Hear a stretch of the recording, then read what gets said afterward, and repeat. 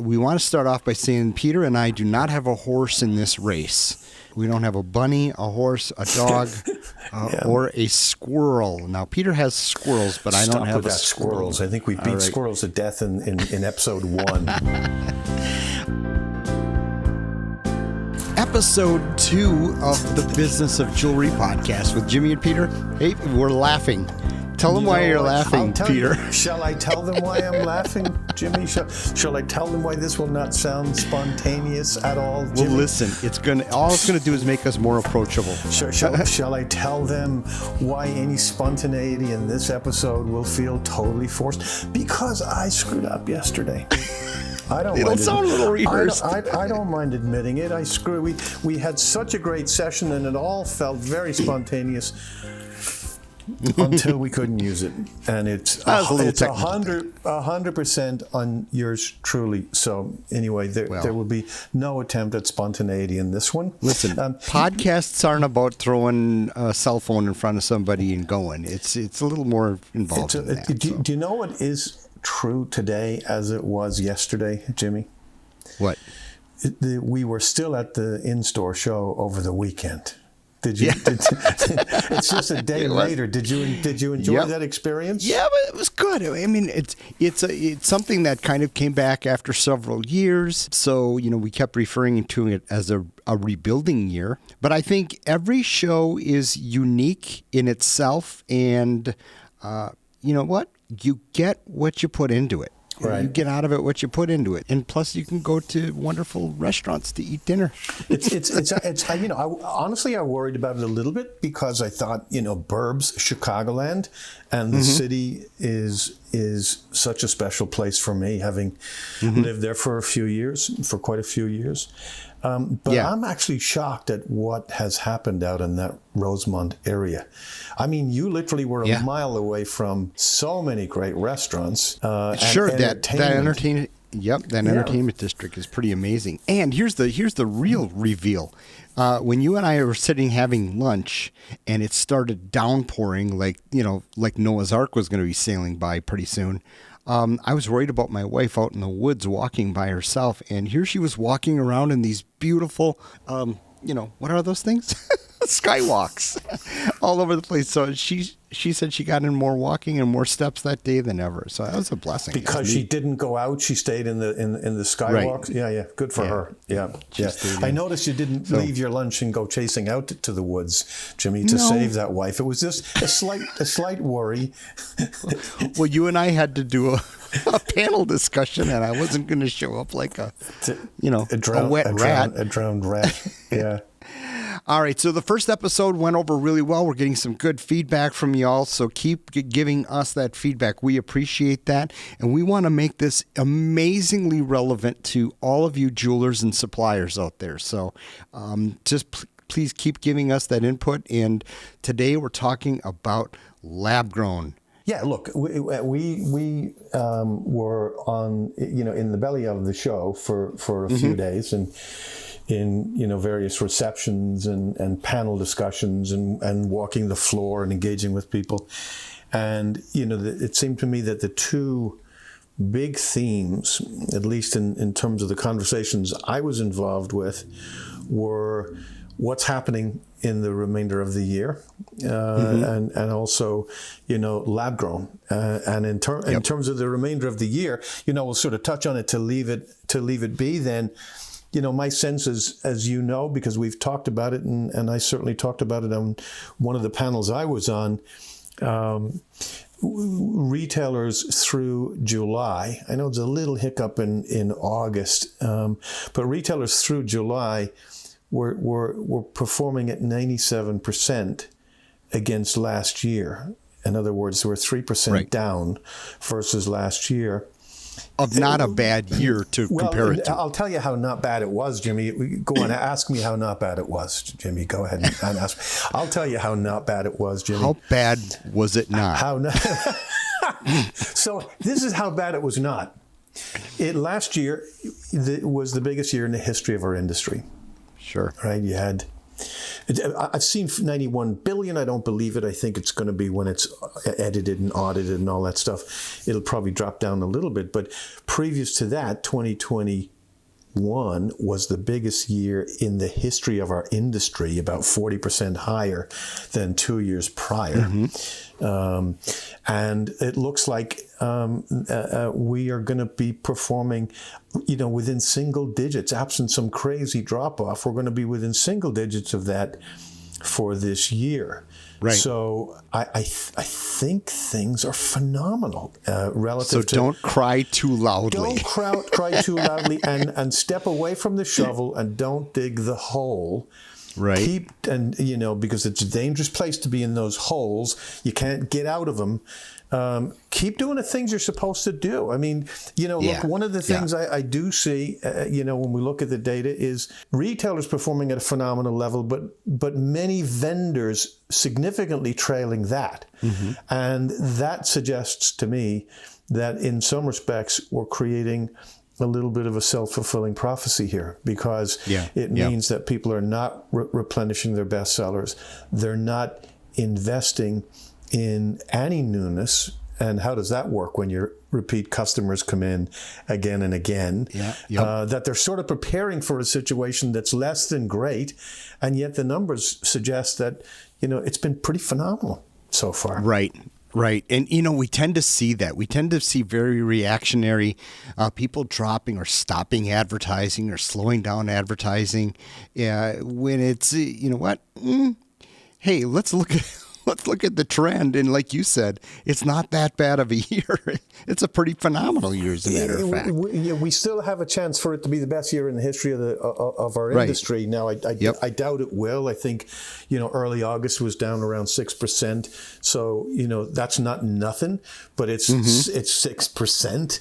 And I expect, look, even if we dropped 10% against last year, that means we're going to finish, in all likelihood, somewhere in the $85+ billion area. Pretty darn good news. And the best we ever had prior to the sort of COVID period was 62 billion in 2019. 62 billion before we went into the COVID year, and then had the 86 billion in 2021. So things are phenomenal, and I think, you and I have talk a lot about, why would somebody not continue to invest in training their people so that they're as prepared as they can be for the fourth quarter? Why would they stop investing in replenishing their best sellers? Why would they have no investment in newness to excite the repeat customers that are coming in? And marketing. And as you just talked about it, marketing.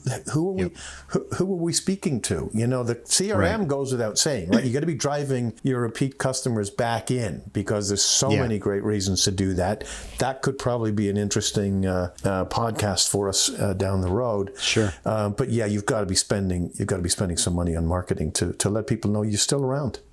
Yeah. And I think people are getting it, because I'm seeing an uptick in subscriptions to my Train Retail Weekly program. And I think people realize that. People largely haven't had to really know how to sell in the last few years. It's pretty, sign up a clerk, get a clerk going in your store and show jewelry, and it kind of sells. Especially with the lab-grown type price points. Before we dive into that, controllables. No. Well, you asked me what I've been reading. So, All the President's Men. Right. I'm trying to get back to kind of all the classics. So I read the book. The book is not as good as the movie. The movie's much better, of course. And I knew how it ended, right? Kind of like the Bible. Which is why I refuse to watch the Titanic. I'm not doing it. And the other one is Unreasonable Hospitality by Will Guidara. And I love that book. Jimmy, spell Guidara's name. Guidara? Yeah. Guidara? I think you just type in, hey Google, look up Unreasonable Hospitality. Look at that. Look what I just did to everybody's phones. Guidara, Will Guidara. Excellent. And just a phenomenal book. I've talked about it before in videos where these people just went over the top in loving on their customers and creating wow experiences. I won't go into it. Get the book. If you're in retail, get the book and be over the top in your hospitality, and you'll love it. Let me ask you, Jimmy, when you are reading books, I'm talking obviously about nonfiction books, although I do occasionally read books that are nonfiction books. I mean, do you have any habits that you make? Do you read them all in one setting? Do you read them with highlighters in your hand? What's your MO on that? My big thing is podcast style, Audible. I'm Audible driving in the car. That's you're listening to them. I get the most out of it by listening. If I'm reading it, I'm in 5 seconds. I'm snoring. I can't understand how I got through college reading all that. I didn't read much. But so yeah, that's my mode. That's my mode, and I retain a lot that way. And I just and then of course I'm taking notes. I got a little notebook, and then I apply a lot of that to the training that I do on a weekly basis. Yeah. So, are you a reader? Reader? Well, I am a reader. I'll do sort of 50-ish books a year. Mm-hmm. I read them with obviously not if I'm reading a Stephen King but I read with highlighters, and then I transpose everything that I've highlighted into this file that I've built over many, many years.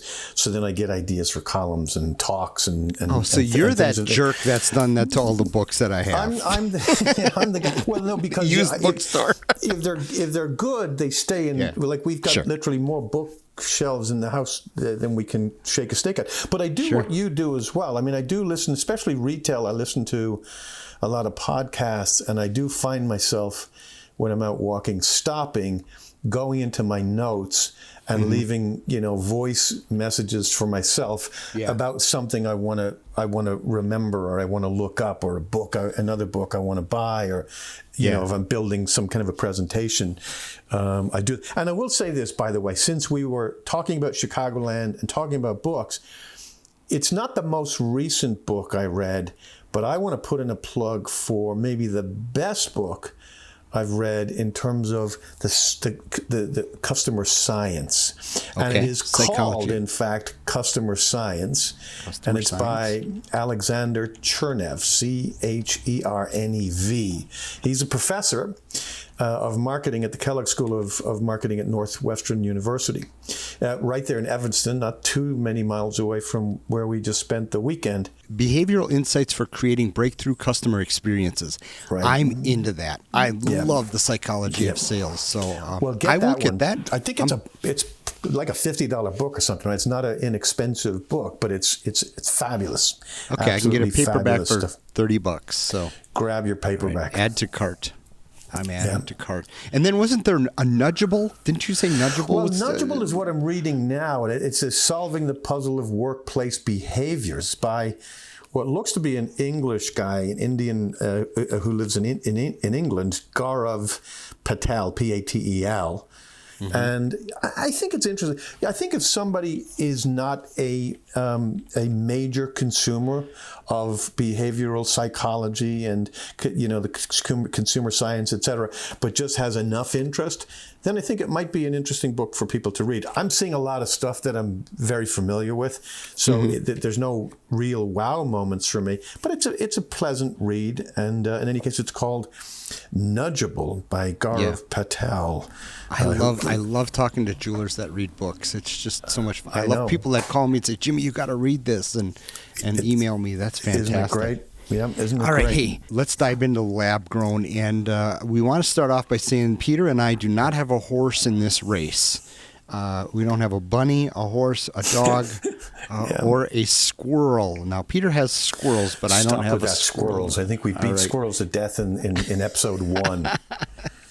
So first question I would have for you about lab, because you come from the supplier side of things, and where do you see a very practical application that people perhaps aren't thinking of or aren't fully utilizing when it comes to providing lab-grown products for their customers?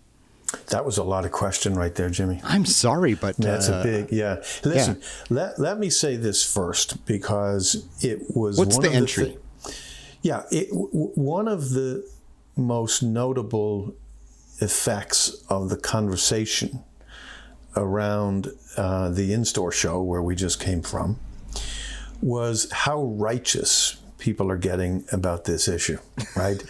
I mean, You're absolutely right. That they're either righteous in favor of lab grown or they're righteous in opposition to lab grown, and it reminds me very much of how we as an industry dealt with the emergence of online. I remember some, very sort of visceral and powerful arguments against, if this vendor does business with anybody who sells online, we shouldn't be doing business, and all this kind of stuff. And we obviously did as an industry failed to stop the emergence of online business. We tried very, very hard, but we failed to stop it. And I think that, there's no thinking. Actually, in this scenario, it feels to me a little bit like we're turning it into a moral question, right? That we're saying it's the right thing to do or it's the wrong thing to do. Right. And, you got that whole sort of, which side are you on? And you're either for us or you're against us. And right. My sense Which is doesn't that seem bigger than it needs to be? It definitely seems more ridiculous than it needs to be. That's a good word for so it. I think the question we should be asking ourselves is, what is the best strategy for my business? So this podcast is brought to you by the Train Retail weekly sales training program. It is a 10-minute video once a week, bringing your team through literally weekly sales topics, sales training, discussions. And here's the thing. We don't just talk about the words to say. We talk about the psychology of the sales. We talk about the science of selling. I created this because it's 10 minutes weekly, and I just felt that it's very important. No matter what we're doing to train our people, it's very important to always be having conversations. So sign up at trainretail.com, and if you use promotion code FREEMONTH, you can get a month free and give it a try. You can cancel at any time. There's no commitments or anything like that. Hey, we've got a lot of happy jewelers, a lot of happy retailers and furniture and music stores that are loving it and find it very accessible for their team to watch on their iPhones or wherever they're at. So give it a try. Trainretail.com. Use promo code FREEMONTH. What's the best strategy for my business? And park egos or righteousness or morality and say, look, we know that we know a couple of things that are indisputable. The technology is out of the bottle and it ain't going back in, right? I don't care what it's not going back in. Yeah. And the other thing we know that maybe we're not talking about enough, not you and I, Jimmy, because we never stop talking, but our industry, is that the customer is for it. The customer is voting with their dollars. And, again, what numbers do we believe? I saw numbers this week alone that claim that 51% of all lab-grown centers, are lab-grown, right? That's from a pretty reputable source. Okay. We've seen other numbers that show a massively increasing share of diamond business going to lab grown. So I'm not comfortable saying people should or they shouldn't. What I am saying is that they should think about this more in terms of the business, right? Yeah. And not in terms of any sort of moral play or even gimmicks or we've seen a number of things that I would describe as I was just talking with Larry Rickert at Jim Kreshock Jewelers in Wisconsin, and he said, we're restaurants. We are waiters and waitresses standing in front of customers, and we should give them what they want. You have some, again, we talked about this yesterday, but I know you've got some great insights regarding that. But I love your whole approach. Is how does it work, or how can we work with it within our business? Because you're right, it's not going away. It's not going anywhere. So whether we choose not to deal with it or choose to deal with it, people are going to be coming in and asking for it because they're hearing on the radio, you can get your diamond from a mine, or you can get yours grown in a laboratory. Yeah. So that's I'm setting you up there. No, I appreciate the setup. What I would say is this: the answer to this is not to be slinging mud.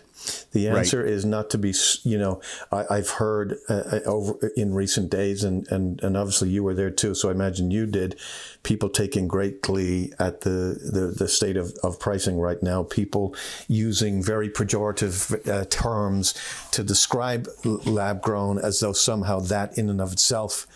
What's the term? Synthetic. People are celebrating, certain individuals in our business are celebrating the use of the term synthetic, which technically and legally they can do, but we know what's behind it, right? And it's I will say this: it is unbecoming, to say the least. But look, let me share a story that I know we talked about yesterday before I blew the whole recording, and that was an experience that I had earlier this year when I flew out to do a couple of sales master classes, and I had which I do. They're just contact me for sales master classes. Hey, this is Peter Smith. To the suppliers listening, when was the last time you got a perspective on your business from someone who's walked the walk for 4 decades? If you're looking to establish or expand your footprint in the U.S. market, let's talk. To the retailers, as an author of Hiring Squirrels, Sell Something, The Sales Minute, and as a columnist for National Jeweler and the Jewelry Book, do you think your team might benefit from my sales masterclass and one-on-one time with me in your store? If you're a multiple door retailer, let's put some regional sessions together. You can reach me at theretailsmiths@gmail.com or on LinkedIn. Look forward to hearing from you, and hope you love the podcast.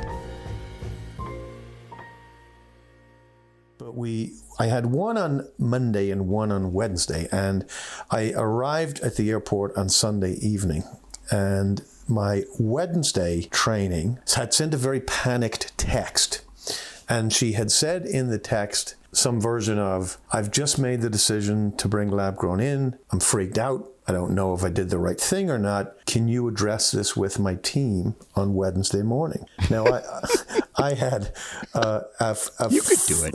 I could do it. I had a half-day session on the Monday, and then I had a commute, obviously, to this next city. And I thought to myself, how does this work? The masterclass an hour and a half, and then we do one-on-ones. How do I shove this in here? So I said, look, don't stress it. We'll talk about it when I get there on Wednesday, and I may not fit it into the masterclass, knowing full well I wouldn't. So at the end of the session, 10 o'clock came, group was all gathered as they do.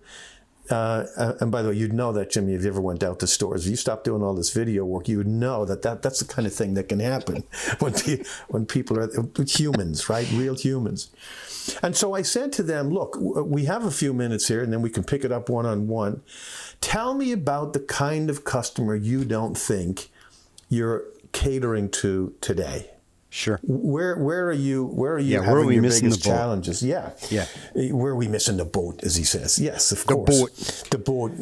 And they said sort of almost in one voice, first of all, we're not getting that younger, particularly the guy, and you and I know that about 50+% now are coming in as couples, which is very different than years ago when we started in this business. But they said the young guy coming in who's on a budget is not somebody we feel we can cater to. And I sort of said, well, tell me what you do and how you handle that. And in effect, what they said was, we get to a place where we end up showing them a price point natural diamond, and it doesn't go anywhere, or more often than not, it doesn't go anywhere. So I said to them, look, think about this. you have seriously, it doesn't go anywhere. But because it's underwhelming? Maybe is it less than he? Okay. The stories never end, right? So the context I gave them was this. I said you have to understand that most young guys have a fairly significant threshold resistance, about coming into jewelry stores, right? Absolutely. And I don't think that's just the highest end independence. I think that's equally true even of mall jewelers, where young guys just don't want to go in there. And so, so first of all, you're not going to get a whole bunch of them because of that, right? Those guys want to go see a guy who knows a guy, or they want to go online and all that kind of stuff. So they are describing a situation where this young guy walks in, somehow manages to overcome his threshold resistance, has a budget in his pocket. Maybe he's got $2,500, $3,000, ton of money for him. Sure. Right? More money than that kid's probably ever spent anywhere. He engages a salesperson, and then at the end of that, or at some point during that, half carat or a third of a carat or something is taken out and shown him, and he is massively underwhelmed. Not only is he underwhelmed, he's embarrassed, and then as he leaves that store, it reinforces the idea that he was right to have threshold resistance, right? That you humiliated him. Or circumstances humiliated the guy, because you weren't able to cater to him, and he was like, "Oh my Lord, no wonder I didn't want to go into that place." And you go off someplace else and buy. Now let's flip that on its head, and let's imagine you do, in fact, have a lab-grown option that you're able to share with that kid, and now he walks out, that young man, I should say, he walks out feeling really good about himself. What happens, right? Two things. Number one, he feels like a hero, for starters, because he has something now that he cannot wait to share with his intended. He's proud. He's right. Number two, he is now a lifetime customer. Right? So he now considers himself a customer of XY Jewelers who he had no intention of going into, but felt like for whatever reason he had to give it a shot. Now all of a sudden he's a lifetime customer.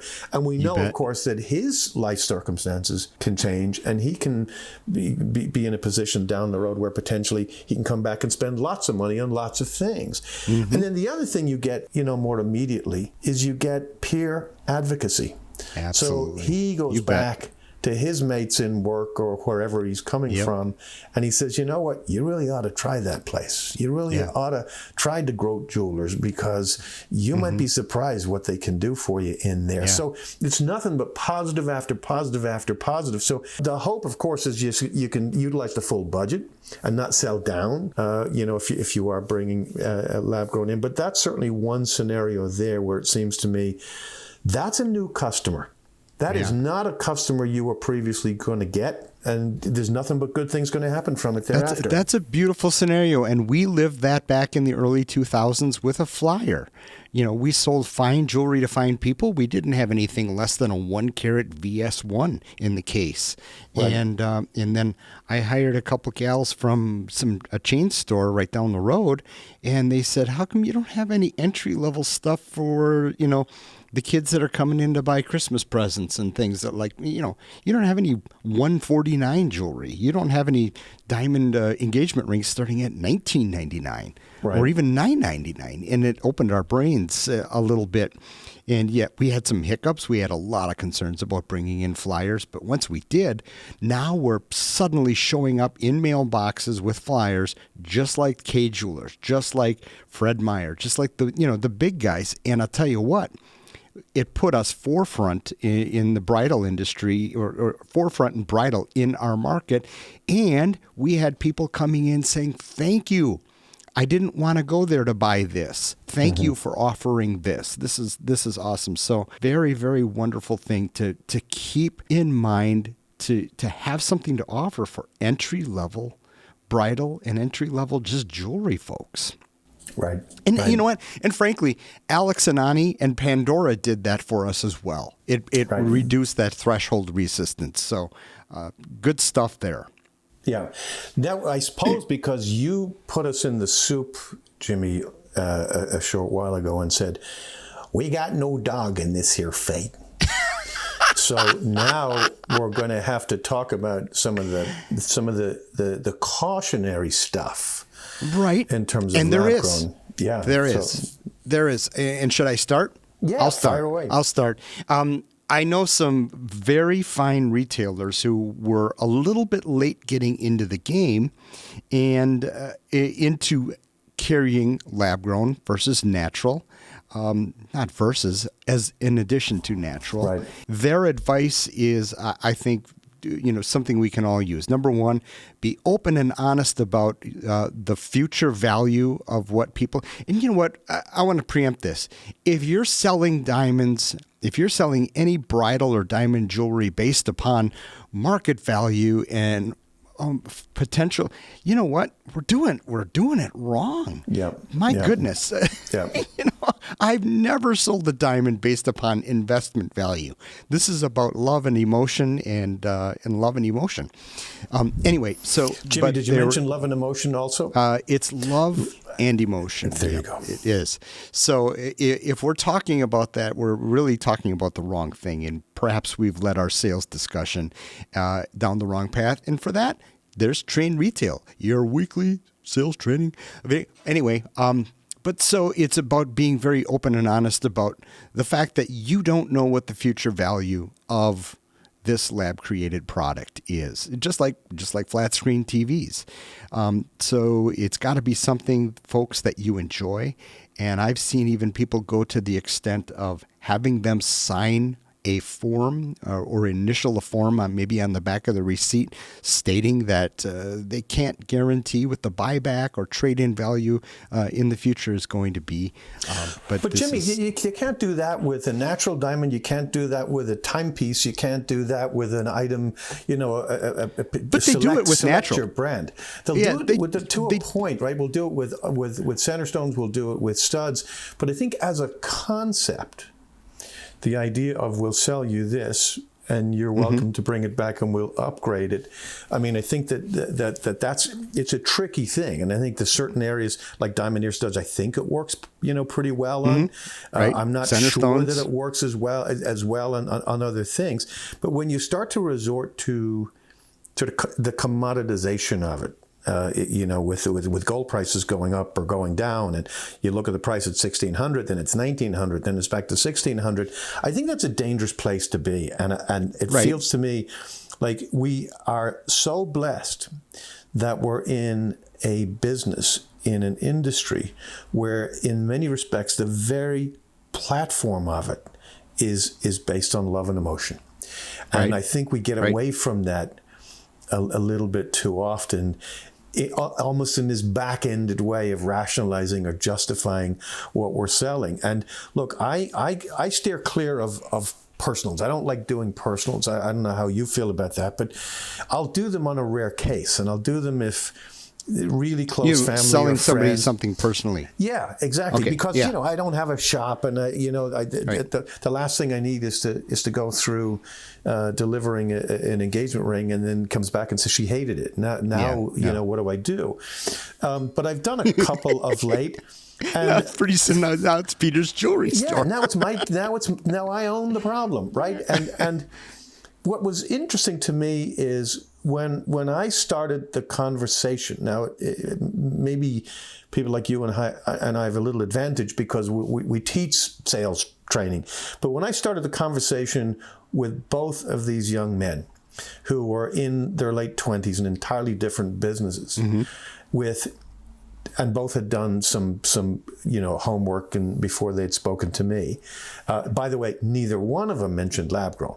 Neither one of them brought up lab grown, which kind of surprised me. Is neither one of them your offspring? Neither one of them is my offspring. Okay. But what I started the conversation with was, tell me what you want her reaction to be when she opens the box. Okay? That's it. And that set the whole thing in motion.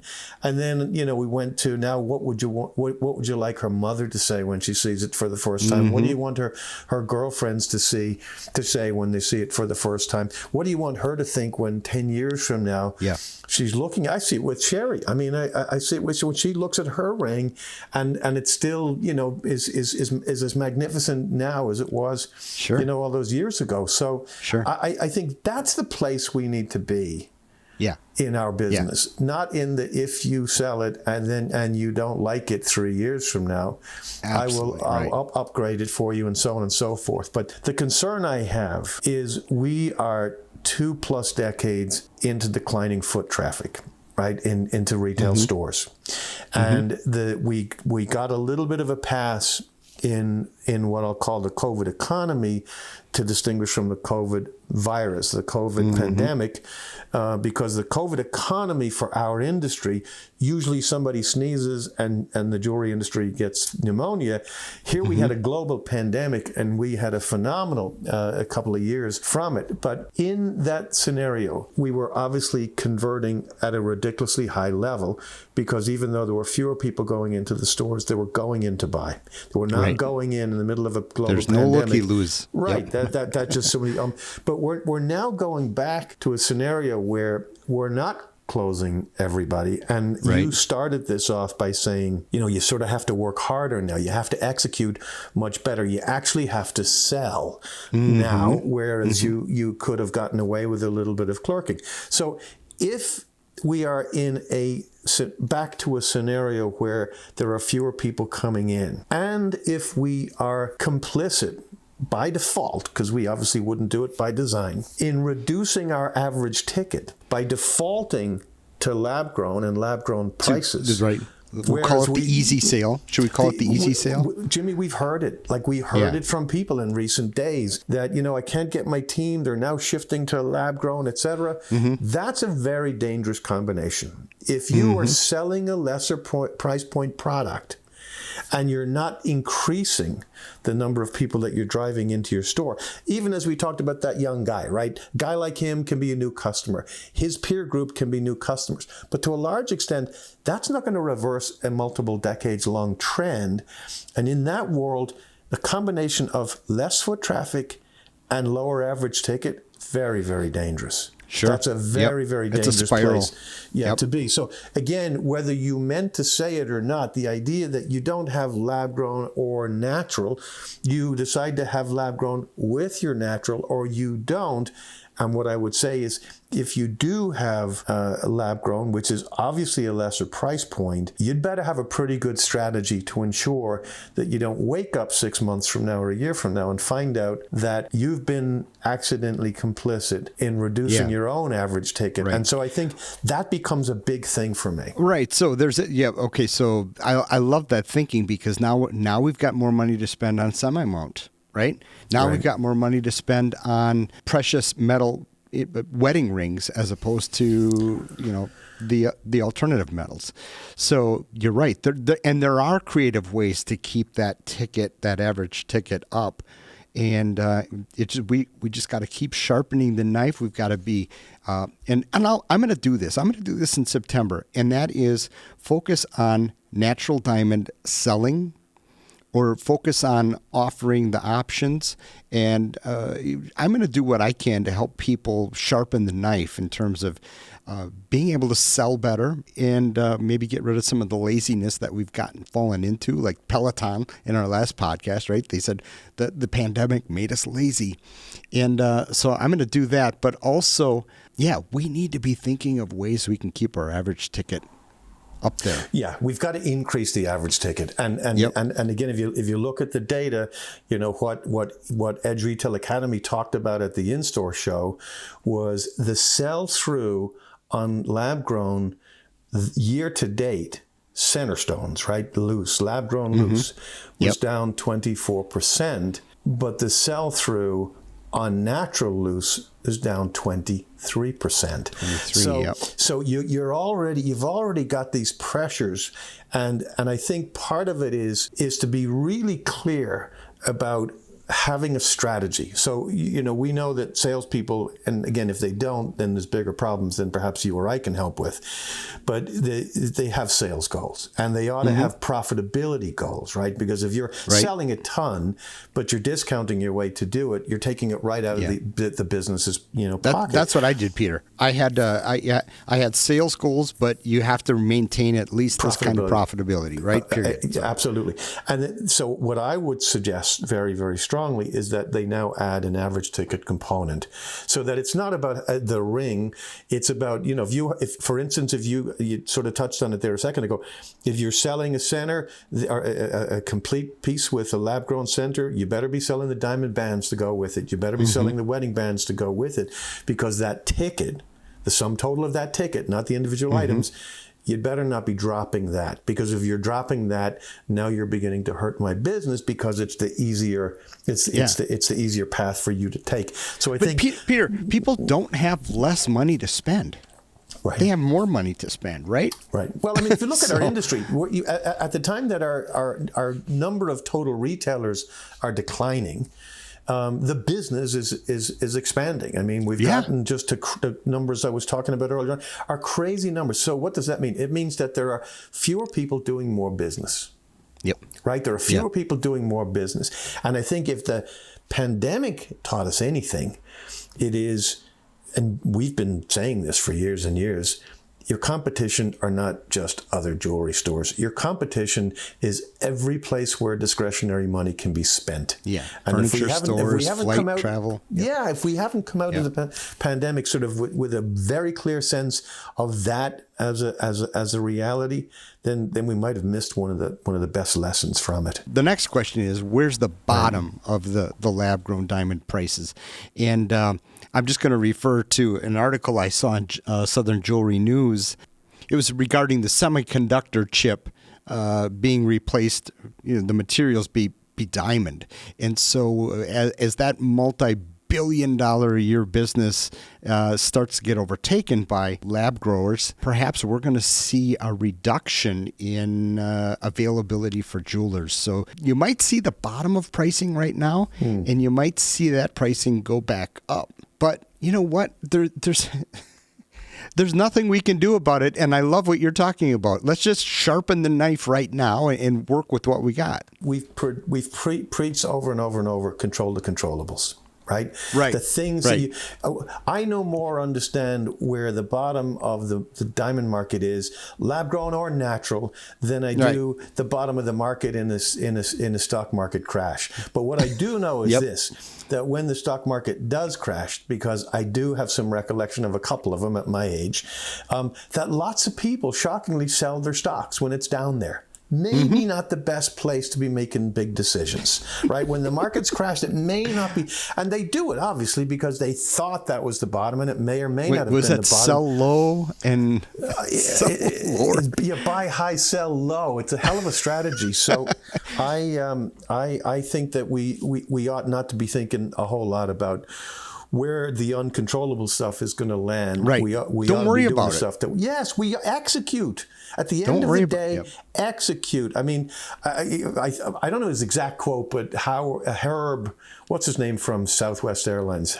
We can look it up. But he said, our idea of strategy is doing things. We just do stuff. And I think we got to do stuff that's good stuff. Herb Keller, right? Yep. So whether it's training or replenishing your bestsellers or bringing in some newness or spending money on the right kind of marketing, investing in your facility, all the stuff that you own, do it. Yeah. Right? Yep. And don't be worried about the stuff that you have absolutely no control over. Well, the reality is you're in retail, and if you're in retail, you've got intestinal fortitude, and you know what the word faith means, and you're a tough person. Don't crawl in a hole and sit and worry yourself to death. as they would have said in Chicago, you got yourself some resilience there. Got the Bears, and the Cubs. You got resilience. All right, did we cover everything? Let's see. What do you mean, let's see? You mean you're prepared? This is just, it's unfair. I'm looking at my notes. I just want, sometimes I say things that I already said in the same podcast while you're looking some stuff, I want to read you a couple of things that I have here that I so thoroughly enjoy, and I think some of the listeners may do as well. The idea with the young guy going in, and if you can convert him, it becomes a lifetime customer. The reality is, similar to pricing, we've no idea where that guy will end up, right? But here's an interesting quote. Later, when we got home and went to a Zales and picked out an engagement ring with an emerald stone, it started to feel real. The stone and setting cost $500. That was very real. That quote comes from Phil Knight, the founder of Nike. I don't know how many billions the guy's worth today, but his engagement ring was purchased at Zales for $500. Here's another one. I was going to say, is this in 1939? Like this is Shoe Dog. This was his book from a couple of years ago, right? No, I'm talking about that purchase for $500. Well, I'll beat that one. So you ready for this one? Yeah. The original 2-ring set cost me $15.95 at Days Jewelers in Bangor. And I bought it a year and a half after I'd first met my wife in the summer of 1969. Okay. Do you know who? You want to guess who that guy is? Stephen King? Stephen King. That's what Stephen King did for his engagement ring, or as he said, the 2-ring set. Bought it from Days Jewelers in 1969.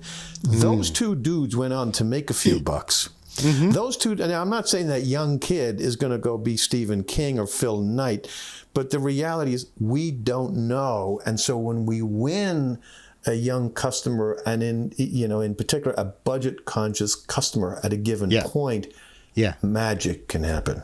Yeah. And Peter, you know what? In Wausau, Wisconsin, we had a lot of potato farmers, and they came in with cash in their pockets, but they didn't look like they had a nickel in their pocket, Right. So that's the old, don't judge your customer, but please be thinking about getting those guys in there. Yeah. I saw it in Tiffany Chicago back in the day when there only were 7 or 8 of them, and we would have folks come in from the surrounding states, and they'd come into the Michigan Avenue store, and for the vast majority, it was the first time they'd ever been in a Tiffany in their lives. When they bought something, they floated out that door. And many of them were in industries that you wouldn't necessarily think, but they were inspired and excited and proud to have bought something from Tiffany. Yeah. And I think most good jewelry stores have the opportunity to inspire folks, when they come in that way. And that's the beauty. That's the opportunity we have every day. That's what it all comes down to. That's why I love that book, that amazing book from Will Guidara. What the hell was it? Unreasonable Hospitality. I just love that. And like I said to a friend of mine, I said, it literally makes me want to get back into the retail business because it's just so much fun delighting customers that way. So, all right. Well, I don't know if we've changed your mind, but hopefully we've given you some things to think about regarding lab-grown, not versus natural at all. Not versus. The word versus doesn't belong in there. Lab-grown and natural diamonds in our stores. I think we need to get better at selling natural diamonds. So can I have a couple of quick sort of parting? Let's wrap it up. Yeah. So first of all, if you do carry lab grown, have a plan, have a strategy. Your people should always include natural in the conversation. Why you wouldn't is beyond me. So always include natural in the conversation. Sell lab grown. Larger lab grown if you're selling it, so you're not reducing your tickets. Require your team to include diamond bands, men's bands, etc. In other words, protect your average ticket, right? And if you can, and you've made the choice to sell lab grown, then you can enjoy some pretty good margins. But do not be complicit in undermining your natural diamond business. That, it seems to me, would be a massive mistake. Sure. I love that idea. Have a plan. Yeah. It seems simple, but who knew? You know, if we don't have a plan, the spiral begins. Right. So Jimmy, provided I haven't messed this up, where do we go next? Where do we go next? We're going to be another one coming out maybe next week or the week after. And we're going to get input from folks. And I think let's talk about inventory and sell-through and replacing. I just don't want people to get lazy and not replace winners, especially in the fourth quarter. Because I think we lose a huge amount of profitability. But you know what? Hey, we could talk about ceiling tiles or jewelry showcases for all I care, because it's still going to be interesting talking with you. Amen to that. So we're decided it's going to be ceiling tiles falling on showcases. Done. Jimmy, it was good talking to you. It's always good talking to you, and I can't wait. Let's do this again in a week, all right? Over and out. The Business of Jewelry podcast with Jimmy DeGroot and Peter Smith is produced by me, Jimmy DeGroot, right here in the Train Retail Studios. It's also brought to you by Train Retail, your weekly 10-minute sales training video course with over 500 videos for your team to watch and train every single week. Peter Smith of the Retailsmiths is a consultant to jewelry suppliers and retailers. He also teaches sales masterclasses in jewelry stores around the country. He can be reached at theretailsmiths@gmail.com or on LinkedIn. Hope you enjoyed the podcast. We'll see you next time.